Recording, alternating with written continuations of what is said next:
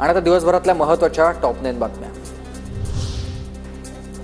पंतप्रधान नरेंद्र मोदी उद्या महाराष्ट्र दौऱ्यावर। नागपूरमधल्या विविध महत्त्वाच्या कार्यक्रमांना ते उपस्थित राहतील। संरक्षण क्षेत्रामधील अत्याधुनिक प्रकल्पांचं मोदींच्या हस्ते उद्घाटन होणार आहे।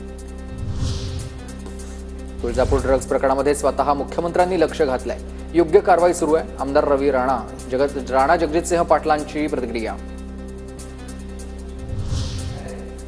टाटा पॉवरची वीज दरामध्ये कपात। 1 एप्रिलपासून नवे वीज दर लागू होणार आहेत। मुंबई उपनगरामधील 8 लाख ग्राहकांना दिलासा मिळणार आहे। 5 वर्षांमध्ये 28% वीज दरामध्ये कपात होणार आहे।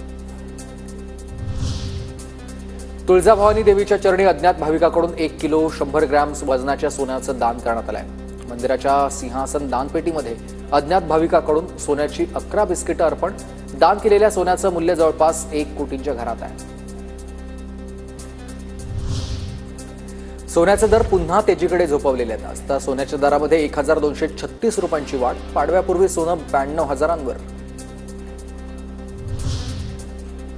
सलमान खानच्या घड्याळावर प्रभू राम, हनुमान आणि अनेक देवांचे फोटो आहेत। सिकंदर चित्रपटातल्या कार्यक्रमादरम्यान सलमाननं घातलेलं हे घड्याळ चर्चेत आलंय। महावितरण कंपनीच्या प्रस्तावानंतर महाराष्ट्र राज्य वीज नियामक आयोगाकडून वीज दर निश्चितीचे आदेश आणि 1 एप्रिलपासून वीज 10% स्वस्त होणार आहे। बाबा सिद्दीकींच्या पत्नीकडून हस्तक्षेप याचिका दाखल। अटक केलेल्या आरोपी विरुद्धच्या कारवाईमध्ये सामील होण्याची विनंती।